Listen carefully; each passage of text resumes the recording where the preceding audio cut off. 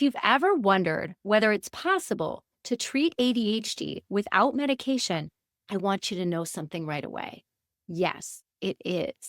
Now, I'm not anti medication at all. Some people really do need ADHD medication.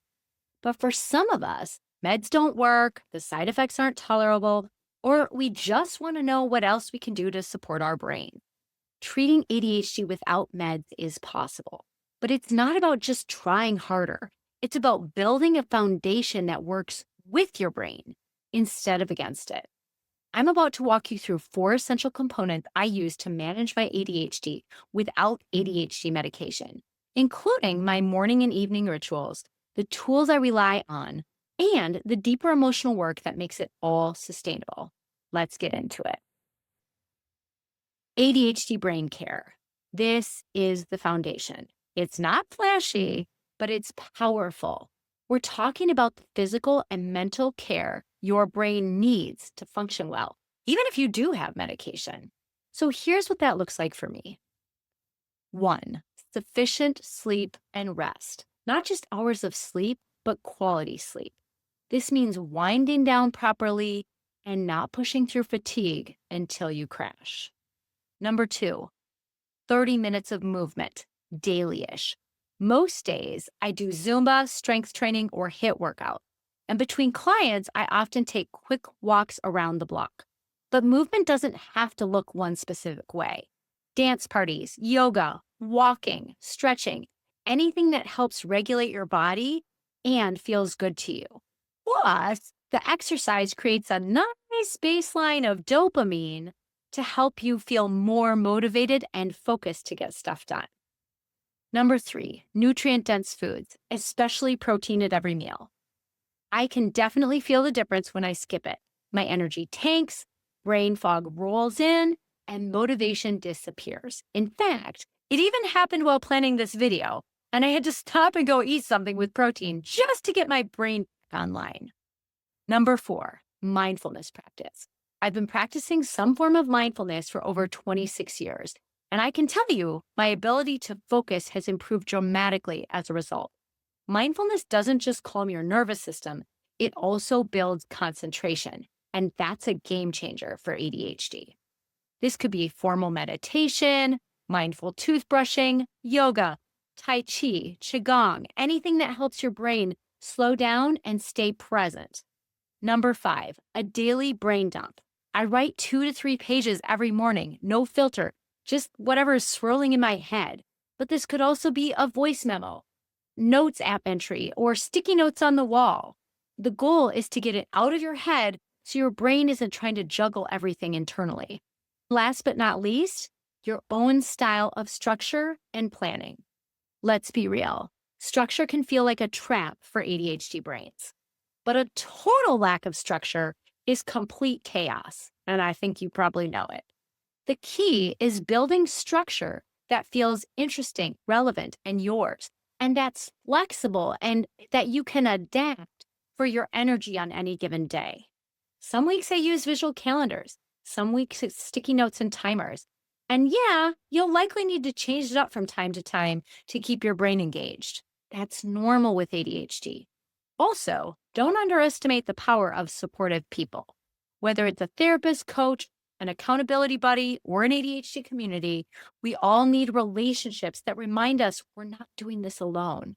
It matters more than people realize. All right, so once the brain care is in place, the next layer is tools and strategies, the kind designed for ADHD brains. This is your scaffolding, the supportive structure that helps you stay upright when executive function is shaky. Some I use are a time timer, the home mod version, which allows you to visually track time. Focus Mate for body doubling, so I don't feel alone when starting tasks. Plus, if you schedule it in your calendar, you're like committed to show up. Otherwise, the other person is left without a buddy. Color-coded tasks, calendar reminders, visual project boards, and ADHD-friendly productivity frameworks, like my own Taskmaster plan. These tools aren't about becoming a productivity robot. They're about creating external supports that help you start stick with, and complete the things that matter. A nightly shutdown routine. This one's essential because without a clear end to the day, your brain will likely stay stuck in what else should I be doing mode until it's too late and then you don't get restful sleep. So here's what my nightly shutdown routine looks like. Reviewing unfinished tasks, either moving them to tomorrow's plan or letting them go. Celebrating wins, even tiny ones, like I started that task I was dreading or I made a phone call I was avoiding. Personally, I have a journal that I jot 1 to 3 of these down every day, and it keeps me from only focusing on what's left undone towards what I did accomplish. Next, quiet screen free activity. I usually read a book, fiction or nonfiction, it doesn't matter as long as it's calming and off of a screen. And last but not least, a guided sleep meditation. My favorite is on Insight Timer, and it's a self hypnosis sleep meditation.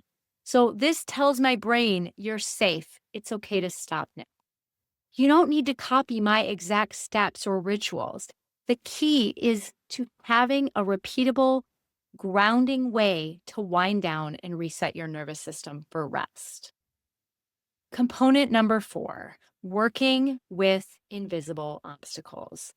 This is the part that no planner or app can fix on its own.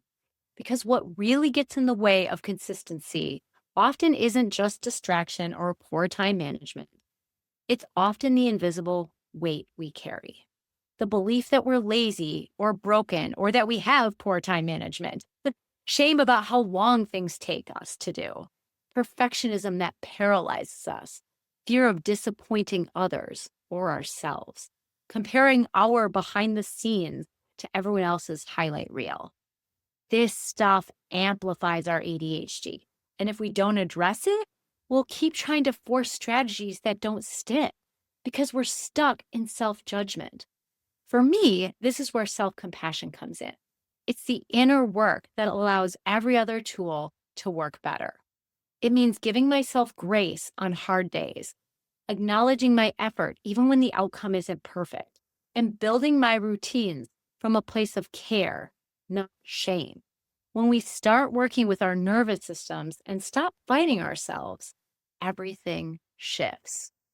So yes, treating ADHD without medication is totally possible, but it's not a single habit or hit.